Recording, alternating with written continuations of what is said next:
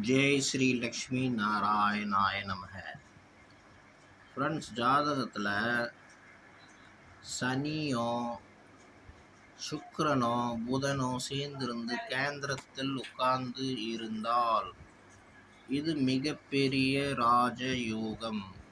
இந்த ராஜயோகம் ரொம்ப கஷ்டமாய் இருந்து மனுஷனுக்கு கிடைக்கும். அவன் மிகப்பெரிய புண்ணியம் பண்ணி இருந்தால் மட்டும் அந்த ஜீவாத்மா பகவான் அந்த யோகம் அந்த ஜாதகனுக்கு கொடுப்பார்.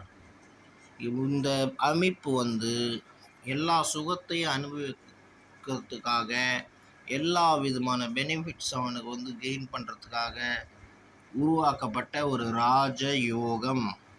இந்த மாதிரி ராஜயோகம் ஜாதகத்தில் எவ்வாறு இருந்தாலும் அவர் பிளஸ்டு பை ஆல்மைட்டி, இறைவன் மூலியமாக ஆசீர்வாதம் கிடைச்சவர்.